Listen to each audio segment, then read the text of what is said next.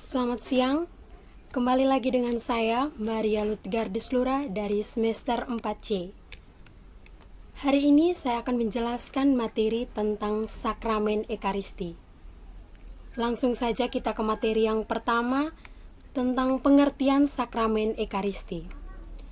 Sakramen Ekaristi adalah tanda persatuan kita dengan Tuhan Yesus Kristus untuk ambil bagian dalam karya perutusannya. Dalam perayaan Ekaristi, umat beriman mengenang kembali perjamuan terakhir yang dilakukan oleh Tuhan Yesus. Sakramen Ekaristi diterima umat beriman saat mengikuti perayaan Ekaristi. Tuhan Yesus menyerahkan tubuhnya sendiri dalam rupa roti dan juga darahnya dalam rupa anggur untuk disantap oleh para rasul.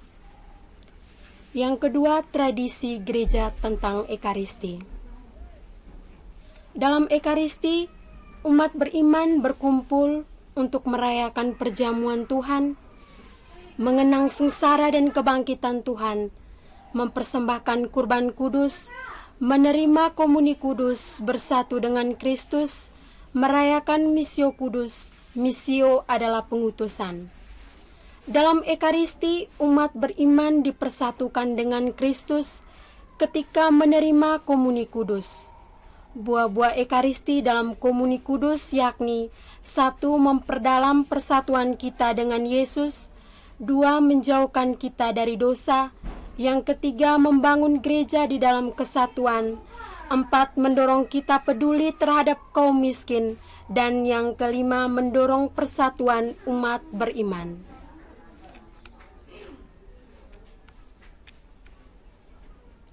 Sebagai sumber sekaligus puncak kehidupan Kristiani, Kristus sungguh-sungguh hadir di tengah-tengah umatnya dalam Ekaristi. Saat menerima komuni, umat beriman sungguh-sungguh menerima tubuh dan darah Kristus dalam rupa roti dan anggur.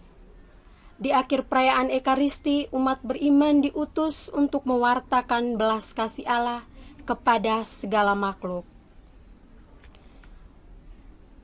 Yang ketiga, tata perayaan Ekaristi. Tata perayaan Ekaristi dibagi menjadi 4 bagian, yaitu yang pertama, ritus pembuka. Dalam ritus pembuka ini, kita mempersiapkan diri menyambut Tuhan dalam sabda, serta tubuh dan darahnya. Yang termasuk dalam ritus ini adalah tobat, pujian, dan doa pembuka. Kedua, liturgi sabda. Liturgi sabda berarti kita diberi kesempatan untuk mendengarkan sabda Tuhan dan menyambut Tuhan yang hadir dalam sabda-sabdanya.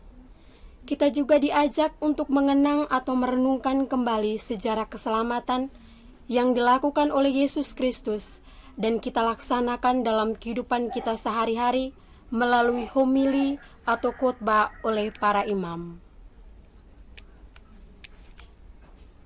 Yang ketiga, liturgi Ekaristi. Inilah puncak atau inti perayaan Ekaristi. Dalam menyambut Tuhan yang hadir dalam tubuh dan darahnya, melalui roti dan anggur, dan melalui doa syukur agung. Kita sebagai umat beriman diajak untuk mengenang perjamuan terakhir yang diadakan oleh Yesus bersama dengan para muridnya. Yang keempat, ritus penutup. Dalam ritus penutup, kita menerima berkat pengutusan untuk ikut serta mewartakan kabar baik kepada semua orang dan dibekali berkat dari Tuhan sendiri. Yang keempat, simbol-simbol dalam sakramen Ekaristi. Dalam perayaan Ekaristi harus ada uskup atau imam yang ditabiskan dalam gereja Katolik dan roti serta anggur yang akan diubah menjadi tubuh dan darah Kristus. Roti melambangkan tubuh Yesus Kristus, anggur melambangkan darah Yesus Kristus. Jadi roti dan anggur adalah tanda sebagai sarana untuk lebih menguatkan iman kepercayaan kita kepada Yesus Kristus yang telah berkorban untuk kita. Rangkuman, Ekaristi menjadi jantung iman Katolik. Dalam Ekaristi, kita bersatu dengan Kristus.